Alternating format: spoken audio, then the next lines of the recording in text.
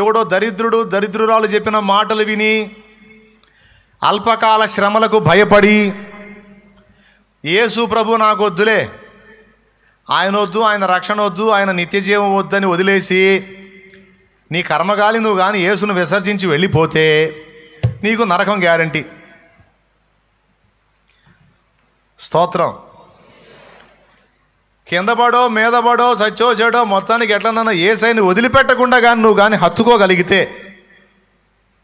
ఎవడు ఎన్నన్నా చెప్పని, సైతాన్ ఎంతన్నా శోధించని, ఎన్నిసార్లు నువ్వు గలిబిలి గురి కానీ యేసయ్యను మాత్రం వదలనయ్యోయ్ అని కానీ గట్టిగా తీర్మానం చేసుకొని మరణం వరకు కానీ నువ్వు క్రీస్తుతో నమ్మకంగా ఉండగలిగితే నీకు రక్షణ గ్యారంటీ, పరలోకం గ్యారంటీ.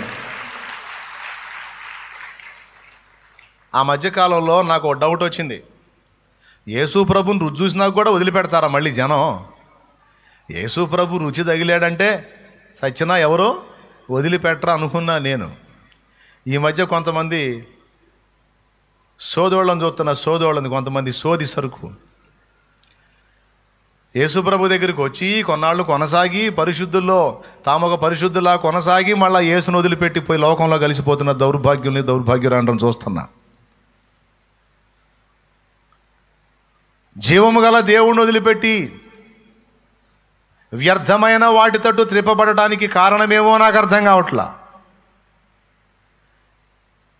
యేసుకు సమానమైనటువంటి వ్యక్తులు ఎవరున్నారో నాకు అర్థం కావట్లా. కానీ ఏం చేద్దాం, కొంతమంది జీవము గల దేవుని విడిచిపెట్టి వెళ్ళిపోయే దౌర్భాగ్యురాండ్రను కూడా నేను చూశా. ఆ తర్వాత అర్థం చేసుకున్నా, లేఖనం నిరర్ధకంగా ఆనేరదు కదా. ఇలాంటి అవకాశాలు లేకపోతే గ్రంథంలో ఎందుకు రాపిస్తాడు దేవుడు? ఆయన అంటూ రాపిచ్చాడంటే మొత్తానికి ఈ టైపు సరుకు కూడా తేలిద్ది అనుకున్నా, నా కళ్ళకే కనపడింది. నాకెంత ఆశ్చర్యం అంటే ఒరే యేసయ్య దగ్గర జీవమున్నది కదా, ఆయన మాట్లాడే దేవుడు కదా, ఆయన సర్వ పరిపూర్ణత కలిగినవాడు కదా, దేవత్వం యొక్క వ్యక్తిత్వ సౌందర్యం అంతా యేసులో ప్రస్ఫుటంగా కనబడుతుంది కదా, అన్నిటికీ మించి మన కోసం ప్రాణమిచ్చి తిరిగి లేచిన ప్రేమామూర్తి కదా, ఏం వదిలిపెట్టే అవసరం ఏముంది? ఒకవేళ క్రైస్తవులు అంటావా, యేసు ప్రభు నమ్ముకున్న మనుషులు అంటావా, మనుషులే గనక ప్రతి మనిషిలో కాస్త చంచలత్వం ఉంటుంది గనక యేసంత పరిపూర్ణుడు ఎవడు కనపడకపోవచ్చు. యేసు ప్రభు నమ్ముకున్నోళ్ళు కొద్దిగా బలహీనలు అయితే అయి ఉండొచ్చు, వాళ్ళ దగ్గర ఏదన్నా కొద్ది గొప్ప లోపాలు కనపడవచ్చు. వాళ్ళని బట్టి నేను దేవుణ్ణి వదిలిపెడుతున్నాను అనేది ఎంత వెర్రితనం అంటే, ఇప్పుడు వీళ్ళని చూసా దేవుణ్ణి నమ్ముకోవాలి? యేసు కదా మెయిన్. యేసును నమ్మిన మనుషులు బలహీనులు కావచ్చు, కానీ యేసు బలహీనుడు కాదు. యేసును నమ్మిన మనుషులు పాపులు కావచ్చు, కానీ యేసు పాపి కాడు.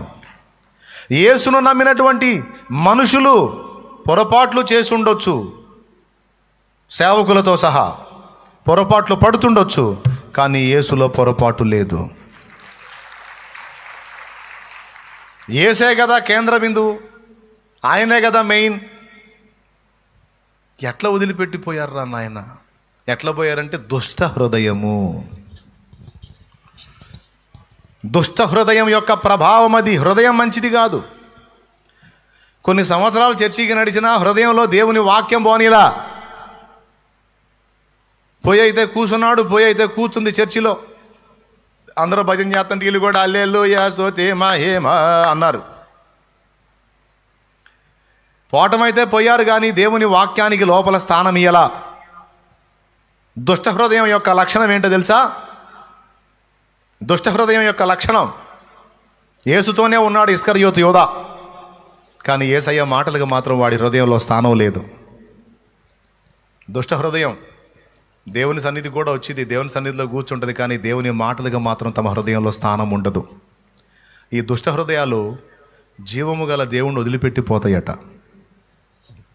అందుకే మీకు చెప్తున్నా, యేసు ప్రభువుని వదలనంత వరకు నీ రక్షణ గ్యారంటీ.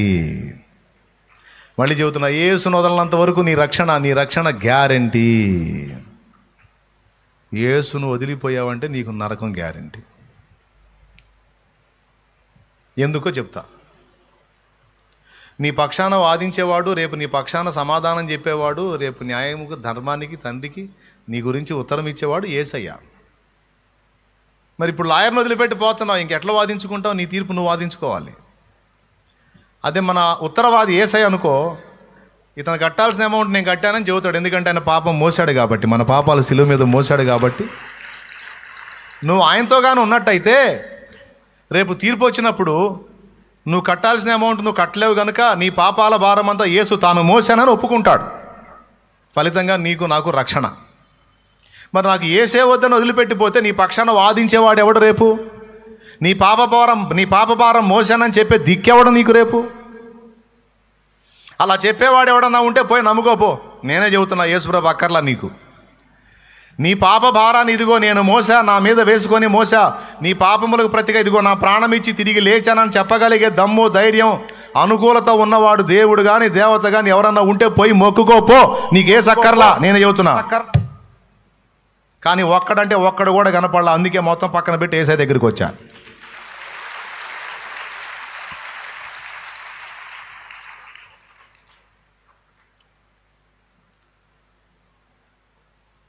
కర్మలు చేసిన వాడు కర్మల ఫలం అనుభవించక తప్పదు.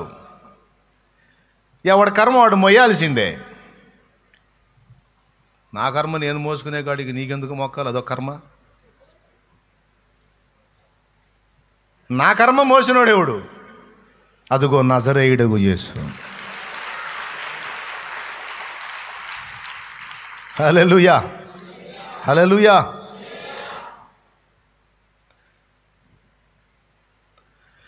మహిమలో వెలిగే ఘన దైవం, మహిమను వీడిన దేవైనం, తన పిల్లల రక్షణ కోసం తండ్రే అయ్యెను బలిదానం.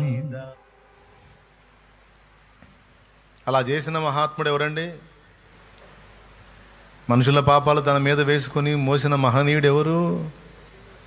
మరి ఆ యేసు ఉత్తరం చెబితేనే రేపు అక్కడ దిక్కు దశ. ఎందుకు? వెల చెల్లించాడు కాబట్టి. రేపు ఆయన చెప్పకపోతే మనకి చెప్పే దిక్కెవరు రేపు తీర్పులో? అందుకే చెప్పాడు ప్రేమతో, ప్రయాసపడి భారము మోయిచున్న సమస్త జనులారా నా యొద్దకు రండి, భూదిగంత నివాసులారా నా వైపు చూచి రక్షణ పొందండి అన్నాడు. శుభవార్త, శుభవార్త, శుభవార్త. మానవుల రక్షింపను దేవుండు తన కుమారుని బంపెను. తండ్రి ఎంత ప్రేమించాడో చూడవయ్యా మనల్ని. మనల్ని ప్రేమించి మనకు ప్రతిగా తన ఏకైక అద్వితీయ కుమారుని బలిచ్చేశాడు. అందుకే దేవుడు లోకమును ఎంతో ప్రేమించుచున్నాడు.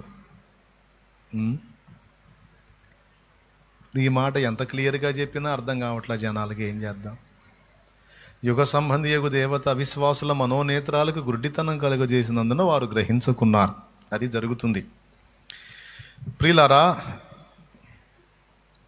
యేసులో నీవు ఉన్నంత వరకు, మళ్ళీ చెప్తున్నాను, నీ రక్షణ గ్యారెంటీ. యేసును విసర్జిస్తే నీకు తీర్పు గ్యారెంటీ, నరకం గ్యారెంటీ. ఎందుకంటే యేసును వదిలేసావు కనుక నీ పక్షాన నిలబడి రేపు జవాబు చెప్పే దిక్కు లేదు. నువ్వు ఎవరో మనుషులను చూసుకొని వాళ్ళు వస్తారు వీళ్ళు వస్తారని కలలు కంటున్నావేమో, ఎవడు రాడు. ఇంకా చెప్పాలంటే మనం ఎవరి మీద ఆధారపడతామో వాళ్ళు కూడా మన వెనక క్యూలో నిలబడాల్సిందే. ఎందుకంటే నీతిమంతుడు లేడు, ఒక్కడు లేడు, ఏ భేదము లేదు, ఏ భేదము లేదు. దాసుడని భేదము లేదు, యజమానుడని భేదము లేదు, తెల్లోడని భేదం లేదు, నల్లోడని భేదం లేదు, పొట్టోడని భేదం లేదు, పొడుగోడని భేదం లేదు, మహానుభావుడని భేదం లేదు, యోగని భేదం లేదు, భోగని భేదం లేదు, రోగని భేదం లేదు, ఏ భేదము లేదు. ఆడమనిషి అనే భేదం లేదు, పురుషుడు మగవాడని భేదం లేదు, హిజ్రా అన్న భేదం కూడా లేదు, ఏ భేదము లేదు. అందరూ పాపము చేసి అందరూ పాపం చేసి చేయలేదా? అందరూ పాపం చేసి దేవుడు అనుగ్రహించే మహిమను పొందలేకపోయారట. మరి ఏ భేదము లేదు, అందరూ పాపులైతే అందరి పాపముల కొరకు ఒకడు బలిగాక తప్పదు. ఆ ఒకడు దేవుడే అయ్యాడు. ఏమండి, ఆ యేసు ప్రభే వచ్చి బలి కాకపోతే ఏదన్నా ఒక మనిషినో ఒక దేవదూతనో బలి ఇవ్వచ్చు కదా. ఆయన ఎందుకు వచ్చాడండి అన్నాడట. ఒక ధనవంతుడు అయినటువంటి యజమాని తన దగ్గర వర్క్ చేసేటువంటి సహచరుడితో తనతో కూడా తిరుగుతూ ఉంటాడు. ఆయన క్రైస్తవుడు. ఈ యజమాని అన్నాడు, జమీందార్ అన్నాడు, ఏమయ్యా, యేసుప్రభు వచ్చి ప్రాణం పెట్టాడు, యేసుప్రభు వచ్చి ప్రాణం పెట్టాడు అని తెగ చెబుతారు. ఆయనే ఎందుకు రావాలి, దేవుడే ఎందుకు రావాలి? ఏం మనిషినో లేకపోతే దేవదూతనో బలి చేస్తే పోను కదా, ఆయన ఎందుకు వచ్చి బలి కావాలి అంటే, సమయం వచ్చినప్పుడు చెబుతాలే సార్ అన్నాడట. కొద్దిసేపటి తర్వాత ఆ జమీందారు, ఆ యజమానుడు తోటలో తన చిన్న బిడ్డ ఆడుకుంటున్నాడట. ఆడుకునేవాడు అక్కడ స్విమ్మింగ్ పూల్స్ ఉంటాయిగా, అందులో పడ్డాడు. పడంగానే ఈ జమీందారు గారు ఆ పిల్లవాడిని చూసేదానికి అక్కడ ఉన్నారు, కాపలా వాళ్ళు ఉన్నారు. పిల్లవాడు నీళ్ళల్లో పడగానే ఎగిరి దూకాడు జమీందారు గారు. దూకి వాడిని ఒడ్డుకేసుకొని బయటకు వచ్చి ఆ పని వాళ్ళని చెడాబడా తిట్టాడు.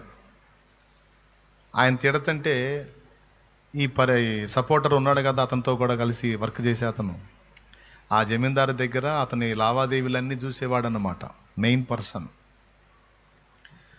అతను ముసుముసు నవ్వులు నవ్వుతున్నాడట. అతను టెన్షన్ తగ్గినాక, దడ తగ్గినాక, బిడ్డకి ఏ ఇబ్బంది లేదని తెలుసుకున్నాక, ఏమయ్యా నేను ఇందాక అంత టెన్షన్ పడుతుంటే నువ్వేంది చిరునవ్వులు నవ్వుతా నిలబడ్డావేంది అన్నాడట. అప్పుడు ఇతను అన్నాడు, ఏమండి, పిల్లగాడికి కాపలా వాళ్ళు చాలామంది ఉన్నారు, వాళ్ళందరికీ ఈత వచ్చు.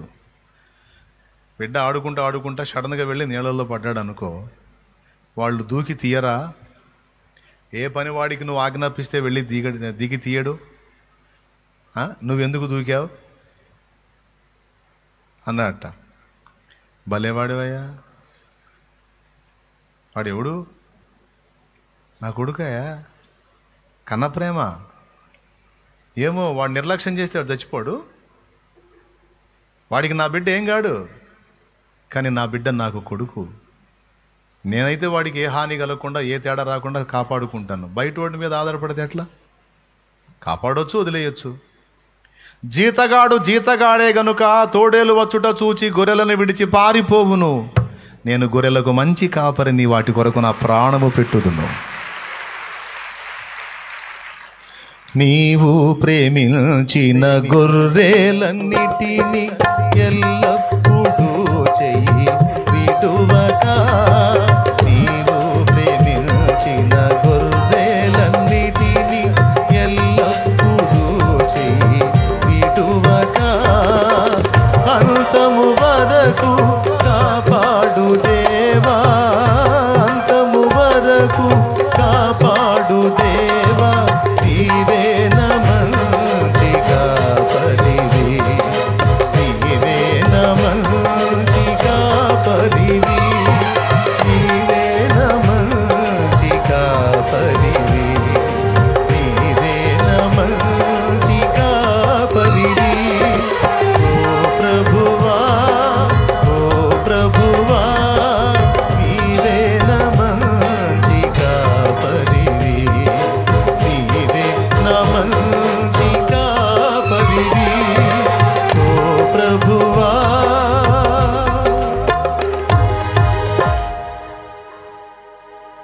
ఈ మాట మళ్ళీ మాట్లాడుతున్నాడు దేవుడు మనతో. నన్ను విడిచి వెళ్ళకండి జాగ్రత్త అనే వార్నింగ్ మళ్ళీ రిలీజ్ చేస్తూ ఉన్నాడు. దుష్ట హృదయాలు ఎవరన్నా ఉంటే జాగ్రత్త, సరి చూసుకోండి. ఊపిరైనా వదలండి, కానీ ఏసైనా మాత్రం వదలొద్దు సుమా.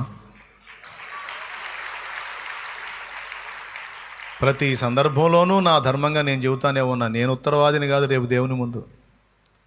ఇంత క్లియర్గా చెప్పినా కూడా దేవుణ్ణి వదిలిపెట్టిపోయే దుష్ట హృదయం నీ దగ్గర ఉంటే నువ్వే ఉత్తరవాదివి, కానీ నేను ఉత్తరవాదిని కాదు. తస్మాత్ జాగ్రత్త.